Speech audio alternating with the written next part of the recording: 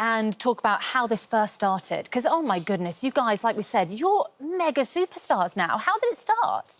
What do you want to... Yeah, it was the simplest of beginnings. Most of us were at school. We'd upload clips of us messing around, having fun onto YouTube. You couldn't even monetize your content. We were doing it for a laugh. We got to know each other through social media, Twitter. Advertisers started coming in, and every year we just strive to make it a bigger platform, and here we are today. So when the Sidemen kind of got together, was that like a concerted, the 7 of you, whatever, sat around and went, actually, we should work together here and do this, or did it just happen more naturally and organically? It was definitely just quite a natural thing, and then we all just thought, you know what?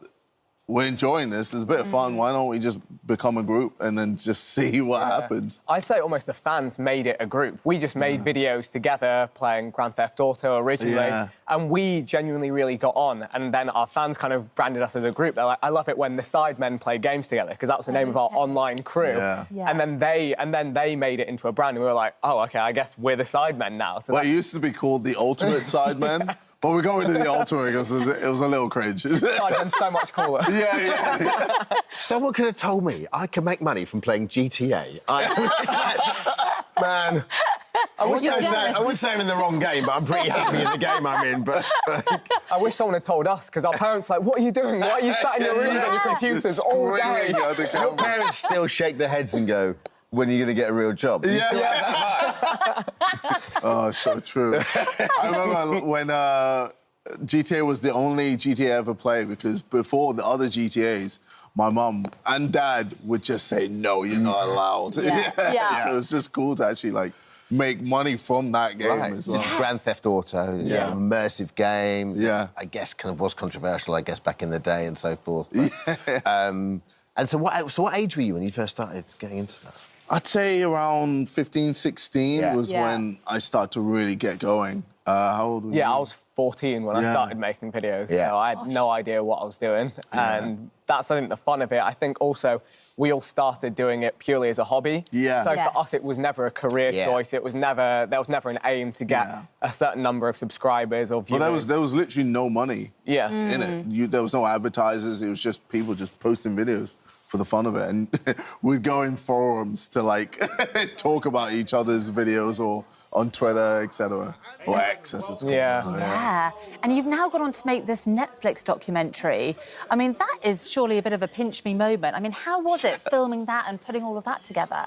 Well, I don't think we thought it was going to go on Netflix, if we're being honest. We thought we were going to just post it on YouTube as another Sidemen Sunday video. We thought it would be fun to... Again, we like to challenge ourselves. It's what we've always done throughout the content, and I think that's what's allowed us to continue doing what we do. 10 years later, we've never sat in one area and said, OK, this is what we're doing for the next few years. It's like every year we try something new, whether it's a new form of content, whether it's building a bigger production team, running a bigger charity event, and then launching our own subscription platform. And then the new thing was, OK, we've got all of this archive of footage. We've got tens of thousands of videos uploaded throughout our whole career.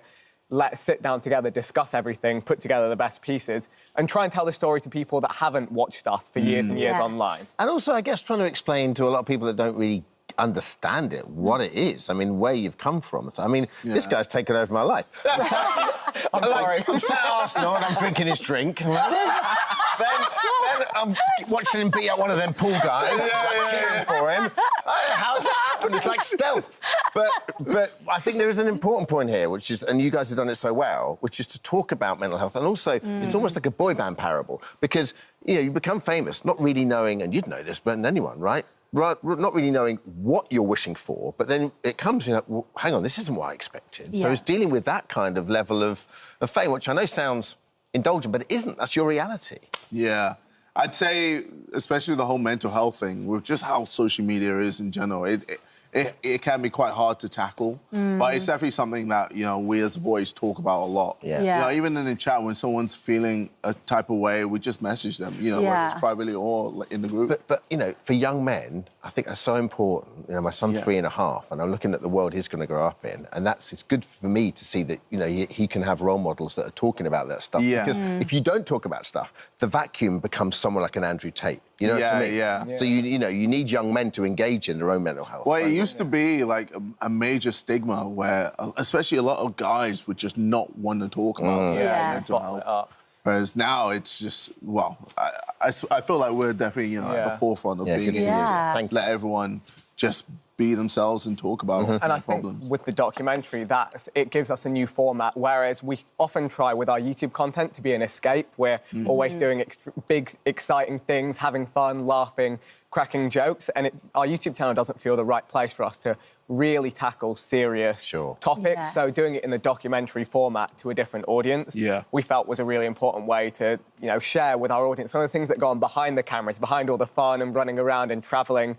There's the organisation, there's the response to how we act. Yeah. And that, was a great thing to do in the doc. I mean, it's so good that you guys are doing that. And what's next for you guys? You're just unstoppable. Good question. I'm going to get Vic in the ring. He's going to be a minute. Have you got any ideas? I'll give you a few We ideas. actually need a few video ideas for Sundays. I'd say that's kind of the fun of the Sidemen, is we never know.